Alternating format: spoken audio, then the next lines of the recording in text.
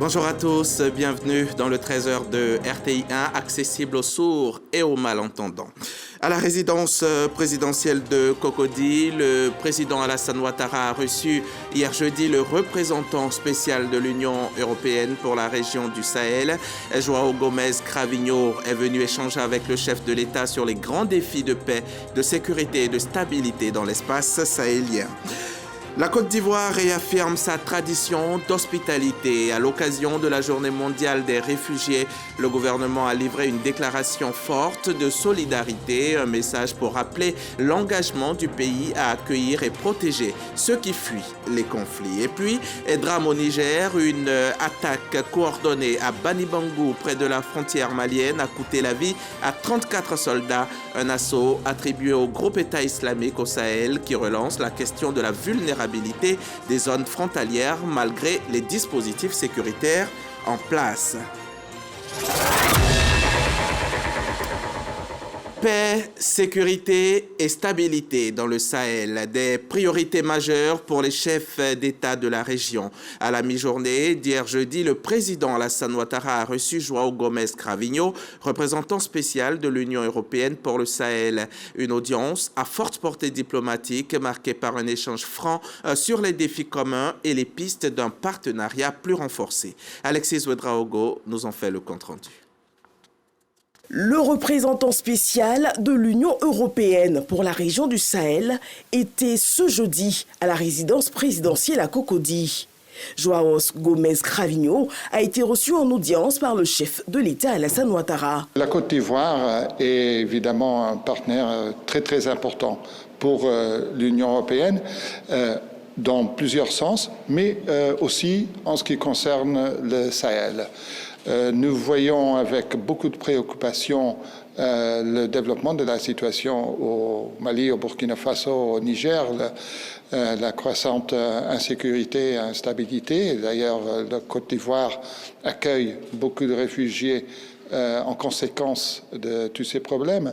Et j'ai eu l'opportunité d'écouter un peu la vision Son Excellence le Président de la République sur la situation au Sahel, qui est une préoccupation majeure pour la Côte d'Ivoire et aussi une préoccupation majeure pour l'Union européenne. Pour l'institution européenne, la synergie d'action est une réponse aux défis de l'heure. Les racines des problèmes sont profondes. Ce que nous avons constaté, c'est une forte volonté de la part de l'Union européenne, de la part de Côte d'Ivoire, de travailler ensemble pour alléger, pour améliorer la situation, les circonstances des populations dans les pays. Depuis sa prise de fonction en décembre 2024, João Cravinho est engagé pour des efforts régionaux et internationaux visant à instaurer durablement la paix, la sécurité et la stabilité dans la région du Sahel. Clôture première session ordinaire 2025 du Sénat à Yamoussoukro. Les rideaux sont tombés sur la première session 2025 du Sénat, une session riche, marquée par la concrétisation d'un pilier fondamental du rôle du Parlement, l'évaluation des politiques publiques. Pendant plusieurs semaines, les sénateurs se sont rendus dans les 14 districts du pays et ont audité les ministères pour jauger l'efficacité de l'action gouvernementale. Une démarche qui renforce la transparence et la redevabilité dans la gestion publique. Kader Sogodogo nous fait le point depuis la capitale politique. L'heure des vacances a sonné au Sénat. Mais avant, la traditionnelle cérémonie de clôture. Conformément à l'article 94 nouveau de la Constitution, l'année parlementaire se fait en 2 sessions. Cette première session qui s'achève a été ouverte le 29 janvier dernier. Dans son discours de clôture, la présidente du Sénat de Côte d'Ivoire, Kandia Kamisuko Kamara, dresse le bilan. 28 projets de loi adoptés. La diplomatie parlementaire avec une présence régulière aux grandes rencontres à l'international. De nombreux amis de la Côte d'Ivoire ont été reçus au Sénat, etc. Une première session bien remplie. Quel regard sur la vie de la nation. Le Sénat se réjouit des avancées notables constatées depuis 2011. Depuis 2011, sous la houlette de son Excellence M. Alassane Ouattara, président de la République de Côte d'Ivoire, notre pays a renoué avec la paix, la sécurité et la prospérité. Depuis 2011, sous la gouvernance et le leadership du président de la République, son Excellence M. Alassane Ouattara, les Ivoiriens ont renoué avec l'espoir d'un développement intégré et inclusif de notre beau pays. Depuis 2011, grâce à la vision et à l'action du président Alassane Ouattara, l'Ivoirien a retrouvé sa fierté et sa dignité. Partout à travers le monde, les progrès réalisés par la Côte d'Ivoire depuis 2011, à tous les niveaux, économiques, social, scientifiques, politiques, diplomatiques, sont reconnus et admirés. Quant aux braves populations ivoiriennes, elles ressentent au quotidien la transformation structurelle exceptionnelle de notre beau pays. Les Ivoiriens bénéficient incontestablement d'écoles, d'hôpitaux, d'universités à proximité de leur lieu de résidence. Les Ivoiriens bénéficient de plus en plus d'infrastructures routières de qualité qui facilitent leurs déplacements et leurs activités entrepreneuriales et commerciales. 2025, une année électorale en Côte d'Ivoire avec notamment la présidentielle d'octobre. Le Sénat invite les Ivoiriens à la quête permanente de la paix et de la cohésion. Face au discours empreint de menaces et de violences que nous observons depuis quelque temps, la Chambre haute du Parlement ivoirien voudrait inviter les acteurs de la vie politique et sociale ainsi que les médias à la retenue, à la responsabilité et à la paix. Oui, nous ne le dirons jamais assez. La Côte d'Ivoire est notre bien commun. Elle mérite de poursuivre sa marche vers le développement avec le concours de ses filles et de ses fils. C'est également le lieu d'inviter chacune et chacun à faire confiance aux institutions de notre pays. La Côte d'Ivoire est un État de droit. Kandia Kamisuko Kamara a invité l'ensemble des sénateurs à mettre ses vacances à profit pour prôner la paix partout en Côte d'Ivoire. Témoin de ce message fort, le haut représentant du président de la République, Gilbert Kafana Koné, de nombreux présidents d'institutions, ainsi que des ambassadeurs accrédités en Côte d'Ivoire. La rentrée pour la deuxième session ordinaire 2025 est prévue pour le 10 octobre. Solidarité avec les réfugiés, un cri du cœur porté par la communauté internationale ce 20 juin 2025. La Côte d'Ivoire, fidèle à sa tradition d'hospitalité, s'inscrit dans cette dynamique. À l'occasion de la 25e journée mondiale des réfugiés, le gouvernement ivoirien a livré une déclaration réaffirmant son engagement à accompagner ces populations déracinées. Déclaration lue par le ministre des Affaires étrangères au micro RTI1 de Michel Digré. Les différentes crises qui secouent le monde en général et le continent africain en particulier, exacerbées ces dernières années par le terrorisme, provoquent le déplacement forcé d'un nombre impressionnant de personnes en quête d'asile. Face à la détresse dans laquelle sont plongées ces populations et leur vulnérabilité, la Côte d'Ivoire, pour sa part, sous le leadership de son Excellence M. Alassane Ouattara, président de la République, continue d'accueillir des milliers de personnes déplacées de force à qui elle apporte aide, assistance et protection. Ces réfugiés bénéficient de tous les programmes mis en œuvre par le gouvernement ivoirien en faveur des populations vivant sur son territoire. À ces réfugiés, notre pays délivre entre autres la carte d'identité biométrique valant titre de séjour et la carte de la couverture maladie universelle au même titre que ses nationaux. En plus de ces réfugiés, la Côte d'Ivoire enregistre au 30 avril 2025 la présence sur son sol de 66 822 demandeurs d'asile dûment enregistrés qui ont fui les actes terroristes dont sont victimes les pays du Sahel sur des arrivées estimées à plus de 80 000 personnes. Selon le Haut Commissariat des Nations Unies pour les réfugiés, en juin 2024, l'on enregistrait plus de 122 millions de personnes déplacées de force dans le monde, dont 43,7 millions de réfugiés. Les maires des communes d'Abidjan ont été réunis hier autour d'un seul mot d'ordre, faciliter davantage l'accès des populations aux campagnes vaccinales. Une initiative du ministère de la Santé soutenue par la direction du programme élargi de vaccination dans l'optique de bâtir une immunité durable. L'événement s'est tenu dans la commune du Plateau en présence de Roxane Ambaché et Jean-Marc Djadji. Les maires des 13 communes du district d'Abidjan rencontrent le ministre de la Santé, de l'Hygiène publique et de la couverture maladie universelle, Pierre Demba. Une initiative qui s'inscrit dans le cadre de la 2e édition de la Semaine nationale de la promotion de la santé, qui vise à sensibiliser ses responsables de collectivités sur la vaccination. L'un des problèmes que nous avons dans nos quartiers, c'est la mauvaise compréhension du rôle de la vaccination. Et c'est pour ça que l'intervention du ministre aujourd'hui est capitale. La santé, une responsabilité partagée.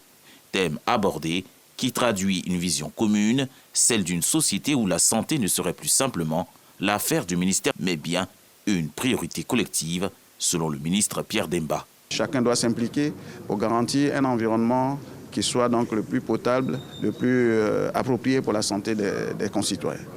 Et vous savez que la prévention a pour vraiment colonne vertébrale la vaccination, surtout pour les enfants qui naissent et qui demeurent fragiles jusqu'à 2 ans. Le ministère de la Santé enregistre, par exemple, pour la première dose du vaccin contre la rougeole et la rubéole, de janvier à avril 2025, 351 152 enfants vaccinés, soit une couverture de 85%. Au total, ce sont donc 126 258 enfants à retrouver et à faire vacciner dans le pays. Le grand ménage se poursuit dans le secteur sanitaire privé. Face à la prolifération des établissements de santé illégaux, les autorités ivoiriennes passent à l'offensive. Dans les communes d'Abidjan, plus de 500 structures ont été inspectées. Bilan, 259 établissements fermés pour non-conformité. Une opération menée dans le cadre de l'initiative Zéro clinique illégale, pilotée par la direction des établissements privés et des professionnels sanitaires. Les précisions d'Éric Goré et Issa Dambélé. Le contrôle des établissements sanitaires est en marche pour garantir les soins de qualité aux populations. Les communes de Makori, de Yopougon, d'Abobo, de Vridi, de Trècheville et de Bergerville sont passées au peigne fin par les agents de la direction des établissements privés et professionnels DEPPS. En plus des soins infirmiers qu'ils devraient faire, ils sont allés en faire des soins de médecine générale.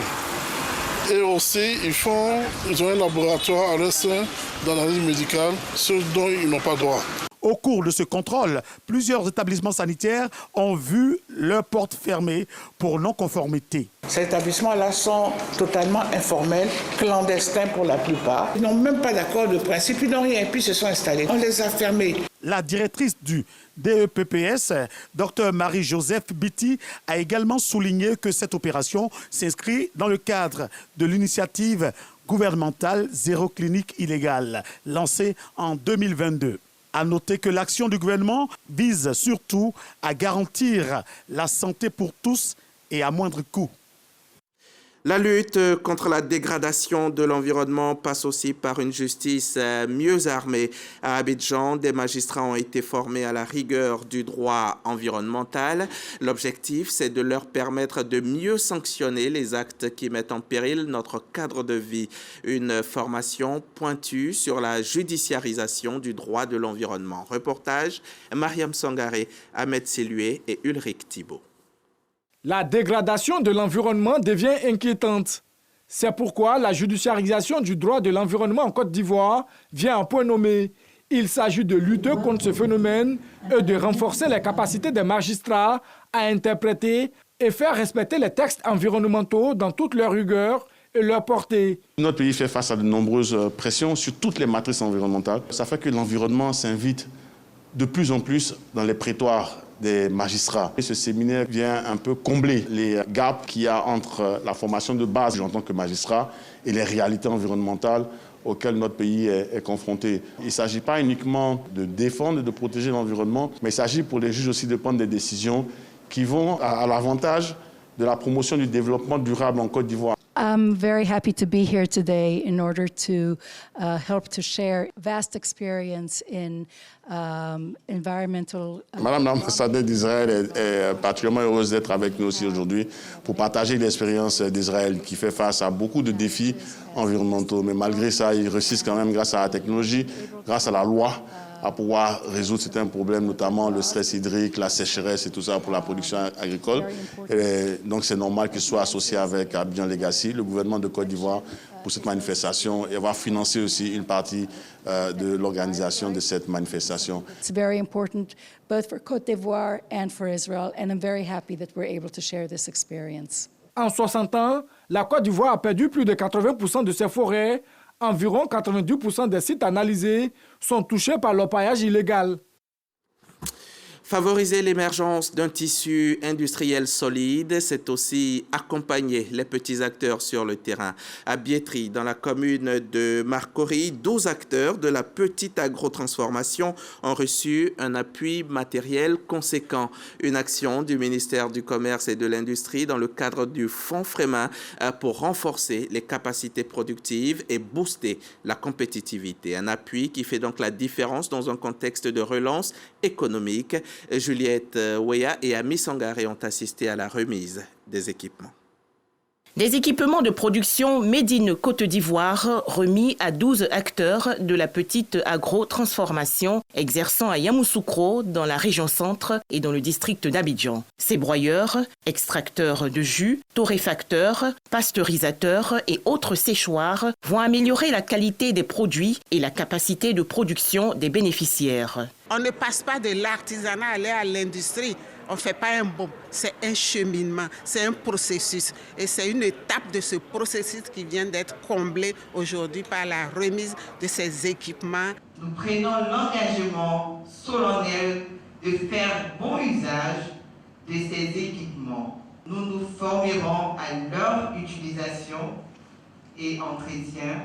Nous sommes fiers de contribuer à l'objectif national de transformer localement nos ressources agricoles. Ce don d'une valeur de plus de 2 milliards de francs CFA entre dans le cadre du FREMIN, Fonds de restauration et de mise à niveau des entreprises industrielles.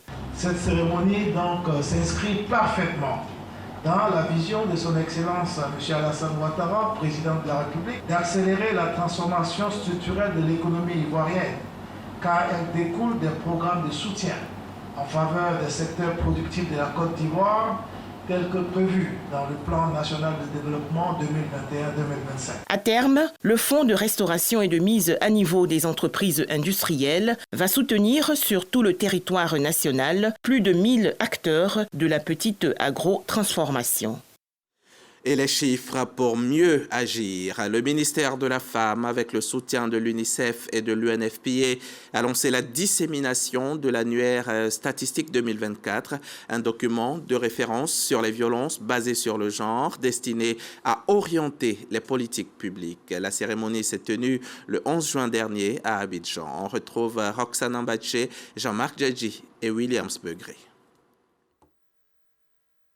De la famille et de l'enfant présente son annuaire statistique 2024, un document portant sur la protection de l'enfant et les violences basées sur le genre. Un document qui dresse le bilan des activités liées à l'autonomisation de la femme et à la promotion des familles en Côte d'Ivoire.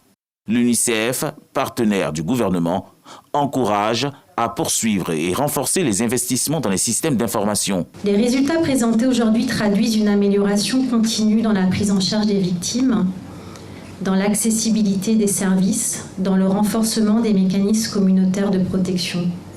Toutefois, ces avancées ne doivent pas occulter les défis persistants. En 2024, 9607 cas de violences basées sur le genre ont été déclarés et pris en charge par les travailleurs sociaux.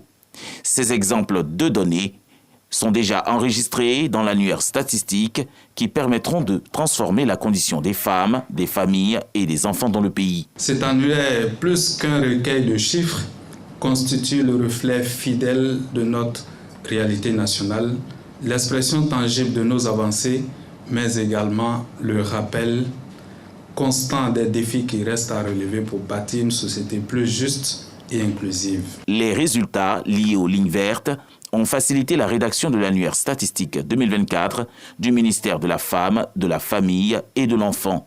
Ce document stratégique est le 6e du genre. 10 années d'impact concret au service des femmes. Grâce au microcrédit, le Rotary Club Abidjan Atlantique et l'ONG Ndemet ont contribué à l'émancipation économique de centaines de femmes. Ce partenariat a été célébré avec émotion lors d'une cérémonie bilan porteuse d'espoir pour l'avenir. On en parle avec Marina Menzan, Khalil Diomandé et Ibo Olive. 10 ans maintenant que le Rotary Club d'Abidjan, en partenariat avec l'ONG Ndemet, œuvre pour l'autonomisation de la gente féminine.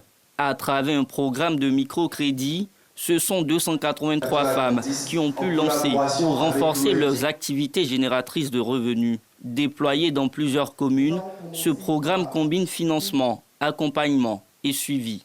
10 ans, nous sommes dans un bilan très, je dirais, plutôt positif. Vous avez vu ces témoignages des femmes qui ont pu avoir leur dignité retrouvée.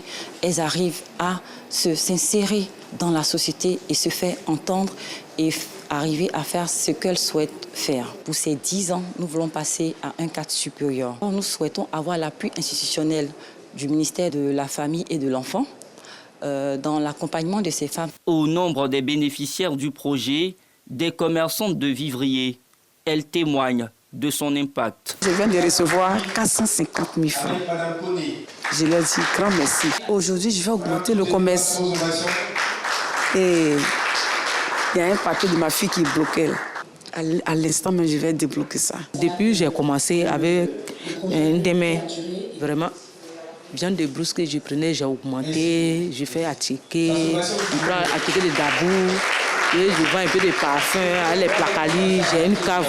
Après une décennie d'actions concrètes, le Rotary Club d'Abidjan et son partenaire entendent élargir le programme à d'autres localités en vue de permettre à plus de femmes d'accéder à l'indépendance économique. Ce sont 44 millions de francs CFA décaissés en 10 ans d'activité. Venons-en maintenant à l'art et l'histoire, deux disciplines pour célébrer l'amitié ivoiro-française. Le spectacle Côte d'Ivoire influente, prévu demain 21 juin au Palais de la Culture, rendra hommage à l'œuvre audiovisuelle La Côte d'Ivoire profonde, une initiative de la Fondation sondée pour faire rayonner notre patrimoine commun. Une annonce faite en conférence de presse, suivie pour nous par Loseni Sissé, Jean-Marc Djadji et Kevin Digbe.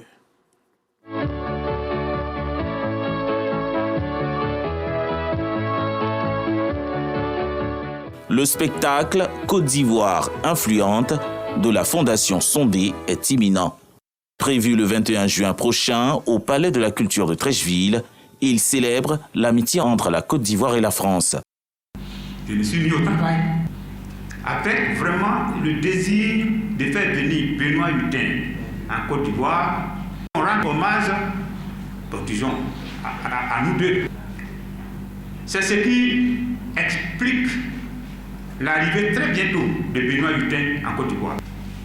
Benoît Hutin donc sera en Côte d'Ivoire, le 20 juin il est avec nous. Le 21 samedi, on fera ce qu'on a appelé une soirée spectacle, que nous appelons en gros titre La Côte d'Ivoire influente. Au programme, la projection du documentaire La Côte d'Ivoire profonde, suivie d'une prestation en live de Benoît Hutin, compositeur de la bande-son et du groupe Bolo Super. Cette initiative bénéficie du soutien du ministère de la Culture et de la Francophonie, de la radiodiffusion-télévision ivoirienne du Burida et de l'ambassade de France. Le Niger, une nouvelle fois endeuillé. Près de la frontière malienne, une attaque d'une rare violence a fait 34 morts et 14 blessés parmi les soldats nigériens à Banibangou. Des combats intenses et une attaque coordonnée attribuée au groupe État islamique au Sahel. Une situation préoccupante pour la stabilité sous-régionale. Place à présent au JT du sport.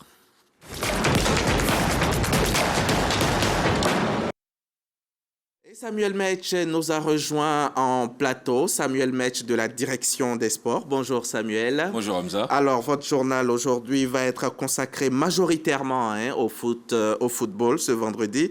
La Côte d'Ivoire est championne d'Afrique. On est champion toujours, ça devient une habitude. La Côte d'Ivoire championne d'Afrique en termes de gestion de club grâce au modèle de gestion de la SEC Mimosa. Expliquez-nous. Et oui, Hamza Diaby, le club jaune et noir fait honneur à la Côte d'Ivoire et fait rayonner le drapeau ivoirien. En effet, l'ASEC Mimosa de Maître Roger Ognien est lauréat donc, du meilleur plan stratégique du séminaire FIFA Zone Afrique et est invité à la Coupe du Monde des clubs 2025 qui se déroule en ce moment même aux États-Unis afin de présenter ce modèle inspirant de gestion. Il s'agit pour la FIFA de présenter un standard de gestion donc, des clubs dans le monde. Il y a eu d'abord un séminaire organisé dans chaque pays et ici en Côte d'Ivoire, les 16 clubs de Ligue 1 ont participé donc à ce séminaire et c'est l'ASEC qui a été désigné pour représenter la Côte d'Ivoire sur le plan africain. Donc 50 clubs issus de 50 pays africains ont participé à cette deuxième phase donc, du séminaire de la FIFA et c'est là que le modèle de l'ASEC, je dirais le modèle ivoirien, a été donc retenu pour être présenté au niveau du monde. Voici donc cette distinction, si on peut la nommer ainsi, donc, pour la Côte d'Ivoire. Félicitations à l'ASEC Mimosa, félicitations à la Côte d'Ivoire. On a aussi les gardiens de but qui, eux, ont été célébrés cette semaine et les meilleurs de Ligue 1, Ligue 2 et autres ont été récompensés. Et oui, le Centre technique national de football de Bingerville a accueilli mercredi dernier la 8e édition du gala de l'amicale des entraîneurs de gardiens de but de Côte d'Ivoire et naturellement donc le jeune gardien de l'AFAD a été élu meilleur gardien. Nous suivons les détails avec Dorgeles Kofi. L'amicale des entraîneurs du gardien de but de Côte d'Ivoire a célébré le travail des gardiens de but locaux. La journée a débuté par un match de gala entre entraîneurs et gardiens de but en activité, remporté 3-2 par les coachs. On a initié cette amicale depuis, je crois, 2012. Et chaque année, on se devait quand même de nous fêter nous-mêmes. C'était bien de se retrouver avec nos entraîneurs de gardiens et partager un bon moment ensemble. Ça montre qu'il y a une très belle entente entre nous. Le temps fort du gala a été la remise de trophées au meilleur rempart de la saison 2024-2025. Okaï Franck de l'AFAD de la Ligue 1, Tionou Yohan Armel de l'ES Agboville de Ligue 2, Groguieu Patrick des Deux Plateaux FC de la D3. C'est une satisfaction d'abord pour moi. C'est, je peux dire, 10 mois de travail vraiment acharné.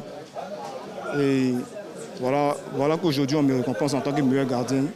Je ne peux que rendre gloire à Dieu. Je suis vraiment reconnaissante et puis je vais travailler dur encore pour en avoir plusieurs trophées. Un sentiment de satisfaction parce qu'aujourd'hui j'ai vraiment vu que nos entraîneurs de gardiens de but, nos gardiens de but sont vraiment en train d'adhérer à cet esprit-là. Le genre n'a pas été ignoré. Nina Dabilgou de l'ASEC Mimosa, élu meilleur gardien de but de la D1. Plusieurs prix spéciaux ont été également décernés pour valoriser la relève. L'Union des footballeurs professionnels de Côte d'Ivoire et l'Organisation internationale du travail mènent ensemble une action de sensibilisation auprès des jeunes footballeurs sur le sujet de la migration clandestine. Des détails avec Henri-Joël Bois. Cette initiative vise à informer et sensibiliser les jeunes footballeurs à l'importance d'une migration choisie et bien préparée afin de leur permettre de savoir et comprendre comment planifier et réaliser un projet de migration dans des conditions de liberté, de dignité, d'équité et de sécurité et atteindre un travail décent. Il s'agit également de présenter les risques et de donner des orientations et des informations fiables. L'Organisation internationale du travail accompagne cette campagne-là parce qu'elle a pour mandat de suivre toute activité qui a un lien avec le travail décent. Les anciens footballeurs, parmi lesquels figurent Didier Otokoré, Ghislain Akassou et Zormak, président de l'UFPCI, ont prodigué des conseils avisés aux parents, les exhortant à exercer vigilance et prudence quant à l'avenir professionnel de leurs enfants. Ils ont instamment recommandé la discipline et la rigueur à ces derniers, tout en exprimant le souhait que ces jeunes sportifs puissent poursuivre un cursus éducatif régulier au sein des centres de formation qu'ils fréquentent. Notre rôle, c'est d'accompagner, c'est de former, c'est de soutenir, c'est de développer. Donc, dans tous ces aspects, on se retrouve en organisant ces activités avec la participation de nos différents partenaires. C'est d'inculquer quelques savoirs et quelques méthodes pour être un grand footballeur, pour avoir vraiment une vie décente. Prochaine destination de cette campagne de sensibilisation, la capitale politique Yamoussoukro. Et Samuel Metch, on va terminer avec du sport de combat. Du sport de combat, précisément le karaté, avec la première édition du championnat de kata et de kumité avec la Ligue d'Abobo Anyama. Une édition 2025 qui a vu la participation de près de 800 karatékas. Les détails avec Moyabi Diabaté. Par des soukis et des guéris, exécutés avec concentration et application, ces jeunes amateurs de karaté ont pris part au championnat de kata et kumité de la Ligue Abobo Anyama, édition 2025, doté du trophée Maître Kwaku Fida, président de Côte d'Ivoire Yoseikan Karaté Do. De la catégorie des mini-poussins à la catégorie des seniors hommes et dames, sur les 5 tatamis, chaque opposition a été relevée et rythmée. Et cela sous la supervision des juges et arbitres. À l'issue du championnat, les meilleurs athlètes ont vu leurs efforts récompensés. Le trophée Maître Kwaku Fida est revenu à Lotus Shotokan Karaté Do d'Abobo, auteur d'une 50aine de médailles. Nous sommes vraiment satisfaits parce que le niveau est vraiment très élevé et aussi ça nous permet de préparer nos athlètes pour les différentes échéances. Associer son image à une activité de cette envergure ne fait que me procurer de la joie, mais une joie partagée entre les pratiquants d'arts martiaux parce que c'est grâce à ceux-là que nous avons réussi cette activité. Venus de plusieurs clubs du pays, 800 karatékas amateurs ont pris part au championnat de kata et kumité de la Ligue Abobo Anyama, première édition au complexe sportif Agora d'Abobo. Vous savez faire ça, Samuel? On s'y essaie quand même. On essaie de gérer. On va le vérifier une prochaine fois. Merci beaucoup. On se retrouve vendredi prochain. Quant à vous, chers téléspectateurs, dès demain, je reviens chez vous à la même heure.